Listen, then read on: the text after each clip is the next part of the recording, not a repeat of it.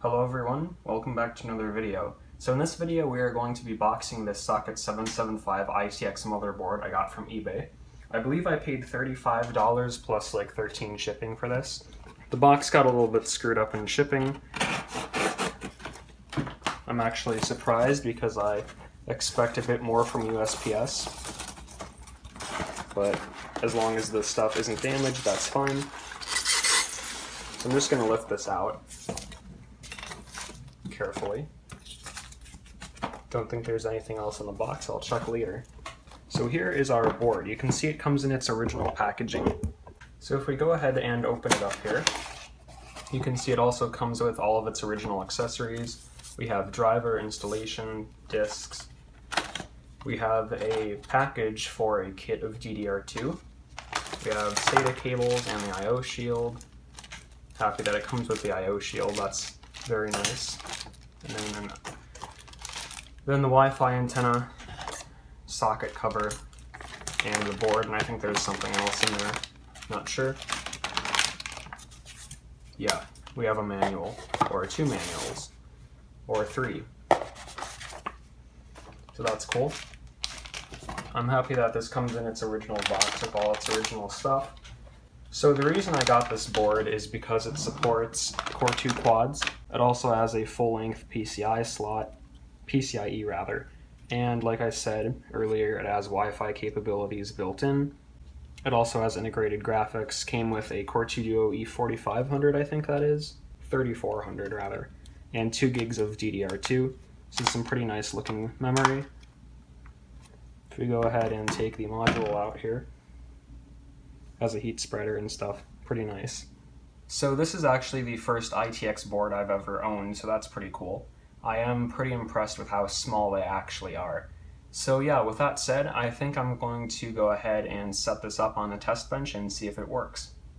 Alright, so it's actually 2 or 3 days later, but I have the system set up here with this Dynex 400 watt power supply.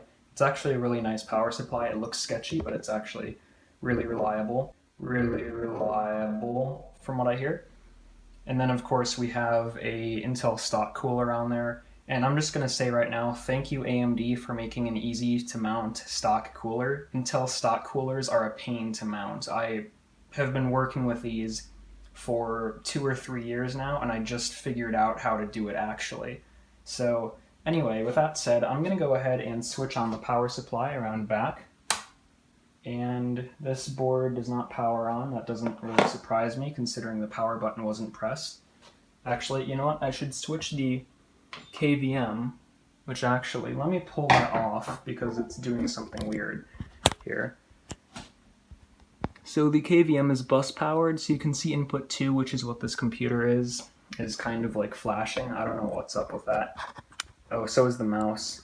Really reliable. Anyway, that's pretty strange. I'm not sure what's up with that. I'm going to go ahead and reach around and try to find the power button.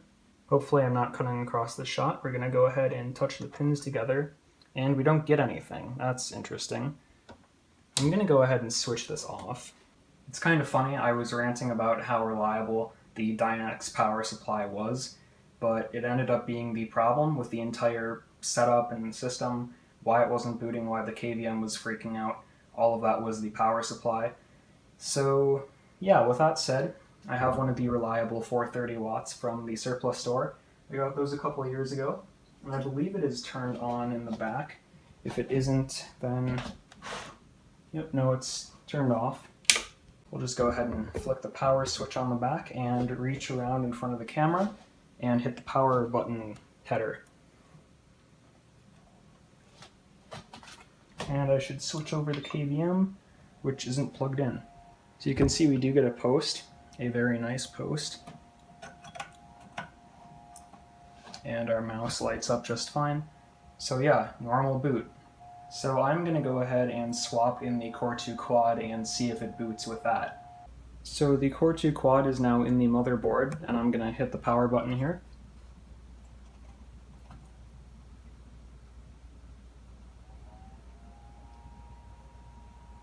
And you can see we do indeed boot. Also, this chipset is I think some NVIDIA video card because it's a 9300 ITX. So it seems likely that it has a 9300 video card on. I mean, it does, right? So pretty cool. Nice little board. I'm definitely going to be using the integrated video on this because it's good integrated video. And with that said, I think that's going to be it for this video. So thanks for watching. I hope you enjoyed, and I will see you in the next one. Really reliable.